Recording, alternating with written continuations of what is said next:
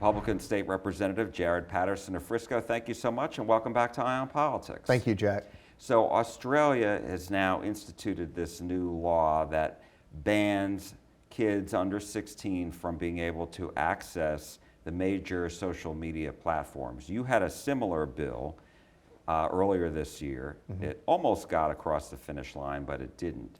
What happened? Well, Jack, I'll say it was the biggest disappointment of my career that bill failed, because I don't believe that there was another piece of legislation in the legislature that would have protected more kids than this piece of legislation. Australia did. They banned anyone under the age of 16 from being on these harmful social media platforms, and I think they did that for a good reason. And it's because kids are killing themselves at a clip that we've never seen before in the history of our society. Guns are the leading cause of death amongst teens, but a third of those numbers are suicides. And overall suicide rates, the second leading cause of death for teens. And so this is something that's real, it's something that's happening, and it's something that we need to go in and dig deep and try to figure out a solution to. And I think that we've done that in other areas of society. We've done that with handguns. Teens can't buy handguns. We've done that with tobacco products, alcohol, you name it, we've done it to say kids need to be protected. And their kids are special and they need to be protected in different ways that adults need to be protected.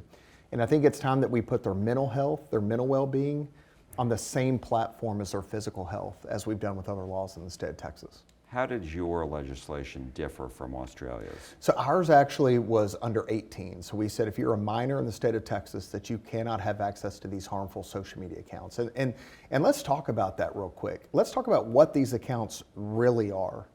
These accounts, let's go back to 1998. Only 3,000 examples of child sexual conduct on the internet. Okay, 3,000 cases of that child sexual assault material. In 2021, over 150 million. And Jack, that's nearly 5 years ago. So those numbers are only higher now. So we're up to 150 million of child sexual assault material online, largely on these social media platforms. These social media platforms that have sexually explicit material. These social media platforms where predators, not only from maybe this state or others, but from around the world have access to your kids. There was a story recently where a teenage boy committed suicide after he had sent explicit photos to what he thought was a young woman, turned out to be a man in another country that threatened to exploit him to his friends and family with these naked photos. Jack, this is a problem. Kids are killing themselves at a clip that we've never seen before, and we've got to step up and do something about it. And so you're going to be trying again. That's right. And any changes to the language of this bill? You know, we had so much success last session. You know, we made it all the way through the Texas House. We made it through the Senate State Affairs Committee, and then it never actually got brought up for a vote. Right there, just kind of ran out of time at the end of the session.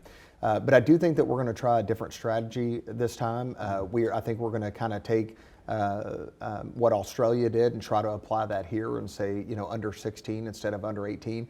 Also heard a lot of feedback from parents who are overwhelmingly supportive of this legislation, but think that 16 is a little bit more reasonable of an age. And so I'm fine with that. Look, getting kids under 16 off of this harmful product is significantly better than where it currently stands, which is you can be practically any age and have Instagram, Snapchat, TikTok, whatever you want. Did you think your bill would have passed the Senate had time allowed it? We'll never know. But we were talk so to close. senators about it? Yeah, I mean, look, I think we had broad bipartisan support, and only 25 out of 150 votes against it in the Texas House. I mean, this is not a red versus blue bill. This is a red, white, and blue bill. This is something that all walks of life people get behind. Yeah, I was going to say, because I went back and I looked at the vote, 116 yeas, 25 nays, as you said. You had bipartisan support for it and bipartisan opposition as well. That's right. So what was the rub for those Republicans and Democrats who opposed it? Was it the age thing or was it more? I think it's just an unknown. I think, look, I've had the opportunity to study this issue for 4 years. I've served on 2 interim study committees on this issue. I have met with and talked to parents that have lost their children due to this harmful product known as social media. And so I think like any issue, some of us are more acutely aware of the problems that exist and then the legislative solution for that problem. And so I think really it's more of just about educating members about this product, how harmful it is to teens, what all they have access to. This isn't my first rodeo. We fought sexually explicit materials in schools. Parents didn't believe and didn't understand the type of materials that were in schools. Legislators didn't understand or believe the types of materials that were in schools. So a lot of this stuff is about timing. It's about educating the public. It's about educating my colleagues in the House and Senate. And that's something that we're going to do over the next 12 months as we prepare for the next legislative session.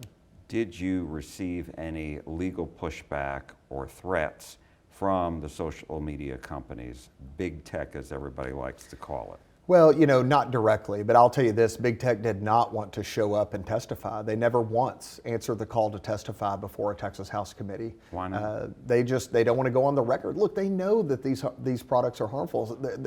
It has been released already that they have lied before Congress, that they have internal studies showing the harms of social media.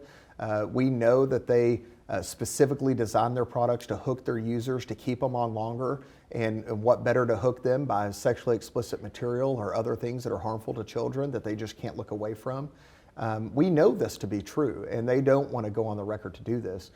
You know, there were reports at the time that some of these billionaire tech guys were calling the governor's office and others to try to stop this bill. They never once talked to me, but it probably wouldn't have gone very far had they made that effort. Did you talk to the governor about this?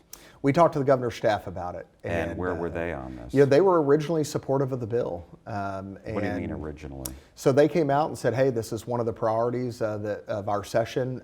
And of course we were like, well, what does that look like? You know, can we get a statement out there? But they were originally supportive of it. I don't know where they ended up, you know, at the end of it, but they were originally supportive of the legislation. Now, obviously, Australia is very different from the United States. Yes. And perhaps Congress will look at this, but this seems to be more of a state-by-state issue. Mm-hmm. And so I'm wondering, what have you done to, well, first of all, how concerned are you that any legal pushback that there is, any legal challenges that you receive are going to be on the First Amendment?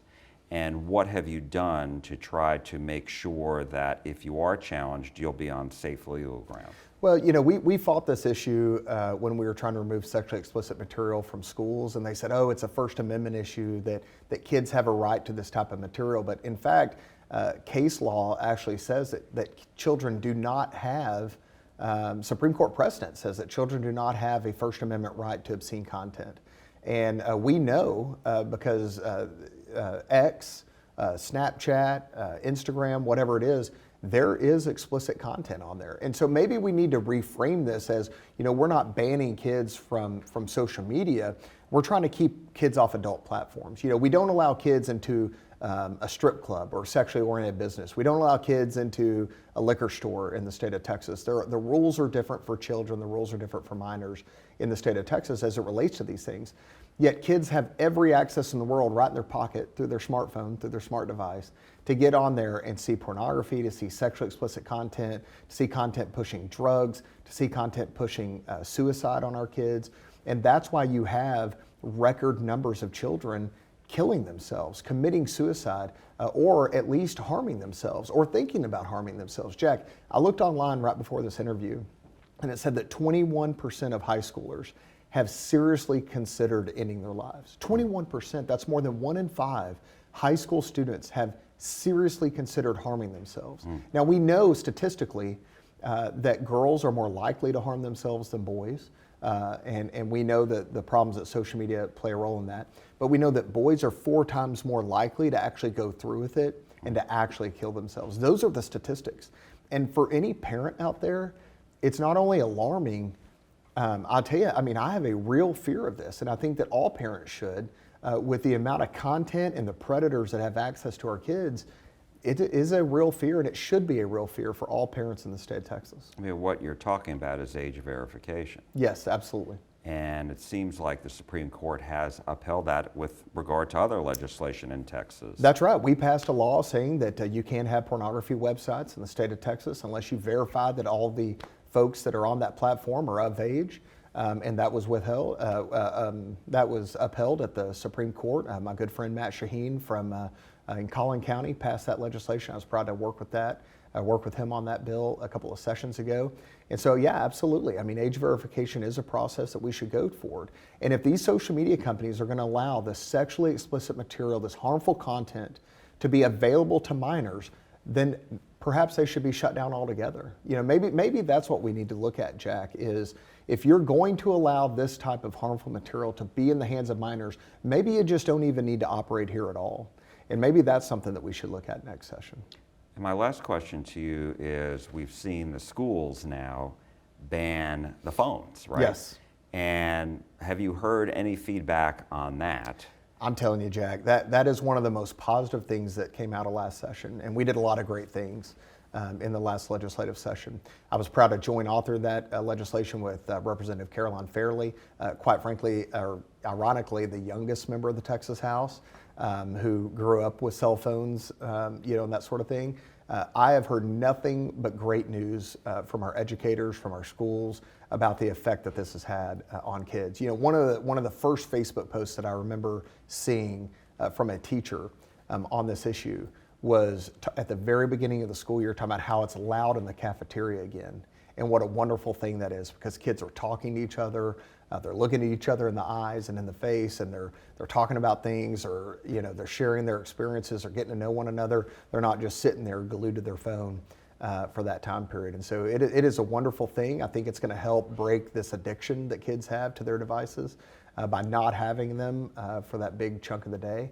But the social media influence, Jack, we've got to do something about this. We were so close last session, and next session we're going to push even harder. All right, we will leave it there. Republican State Representative Jared Patterson, thank you so much. Thank you, Jack. We appreciate it. Yes, sir.